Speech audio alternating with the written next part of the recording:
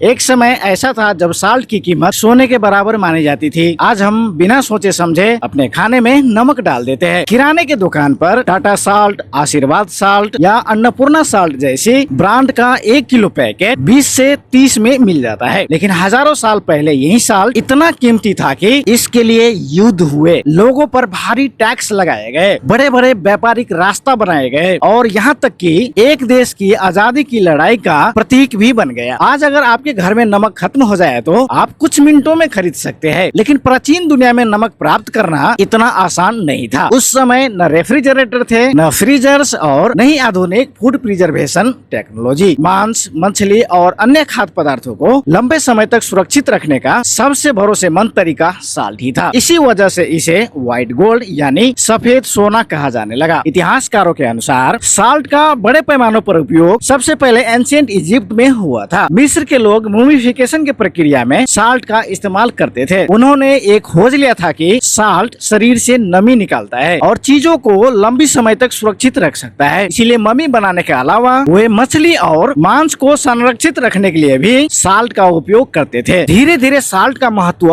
पूरा दुनिया में फैलने लगा। रोमन एम्पायर, चाइना, इंडिया और यूरोप के कई सभ्यताओं में साल्ट व्यापार का एक महत्वपूर्ण हिस्सा बन गया। कई शहर और व्यापारिक मार्ग केवल साल्ट के कारण विकसित हुए। उस समय जिसके पास साल्ट का नियंत्रण होता था उसके पास धन और शक्ति दोनों होती थी। आपको यह जानकर हैरानी होगी कि अंग्रेजी शब्द सैलरी का भी संबंध साल्ट से माना जाता है। माना जाता है कि प्राचीन रोम में सैनिकों को साल्ट खरीदने के लिए विशेष भत्ता दिया जाता था। यही कारण है कि साल्ट केवल खाने का चीज नहीं था बल्कि अर्थव्यवस्था का एक महत्वपूर्ण हिस्सा बन चुका था। लेकिन आखिर साल्ट आता है कहाँ से? मुख्य रूप से 3 स्रोतों से प्राप्त किया जाता है। पहला है सी साल्ट यानी समुद्री नमक। इसे समुद्र के पानी को बड़े बड़े तालाबों में सुखाकर तैयार किया जाता है। दूसरा है रॉक साल्ट जिसे जमीन के नीचे मौजूद नमक की खानों से निकाला जाता है। तीसरा है ब्राइन साल्ट जिसे भूमिगत खारे पानी से प्राप्त किया जाता है। आधुनिक मशीनों और रिफाइनिंग टेक्नोलॉजी ने साल्ट उत्पादन को इतना आसान बना दिया है कि आज यह दुनिया की सबसे सस्ती और सबसे ज्यादा उपयोग होने वाली वस्तुओं में शामिल हो चुका है। आपको साल्ट की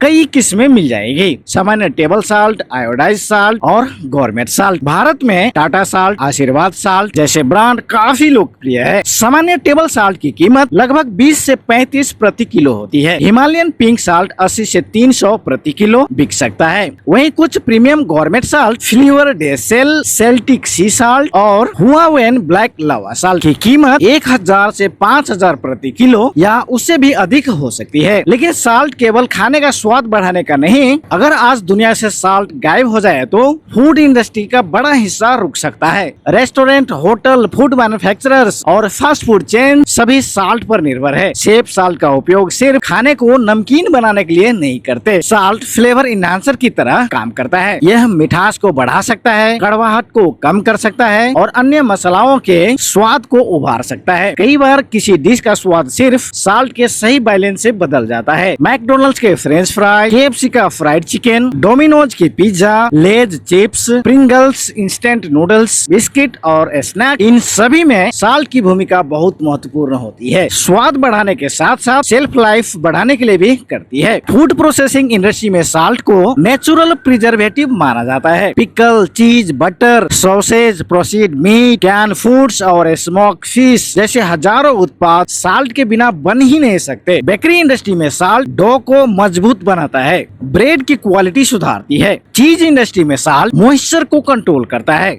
और चीज का विशिष्ट स्वाद विकसित करता है। साल्ट से जुड़ी बड़ी कंट्रोवर्सी की इतिहास में कई सरकारों ने साल्ट पर टैक्स लगाया क्योंकि यह ऐसी चीज थी हर इंसान को खरीदना ही पड़ता था। चाइना में साल्ट टैक्स सदियों तक सरकार की सबसे बड़ी आय का स्रोत रहा। भारत में ब्रिटिश शासन के दौरान आम लोगों को साल्ट बनाने का अनुमति नहीं थी। लोगों को मजबूरन ब्रिटिश सरकार से टैक्स वाला साल्ट खरीदना पड़ता था। इसी अन्याय के खिलाफ महात्मा गांधी ने 12 मार्च 1930 को 78 साथियों के साथ प्रसिद्ध डंडी मार्च शुरू की। लगभग 390 किलोमीटर यह लंबी यात्रा 24 दिनों तक चली और भारतीय स्वतंत्रता आंदोलन का एक महत्वपूर्ण अध्याय बन गई। एक और बड़ी बहस स्वास्थ्य को लेकर है। हम अक्सर सुनते हैं कि ज्यादा साल्ट खाना नुकसानदायक है। यह बात काफी हद तक सही भी है, क्योंकि अत्यधिक सोडियम हाई ब्लड प्रेशर जैसी समस्याओं का जोखिम बढ़ा सकता है। लेकिन दूसरी तरफ साल्ट शरीर के लिए जरूरी भी है। हमारे शरीर को नर्व फंक्शन, मसल मूवमेंट और फ्लूइड बैलेंस बनाए रखने के लिए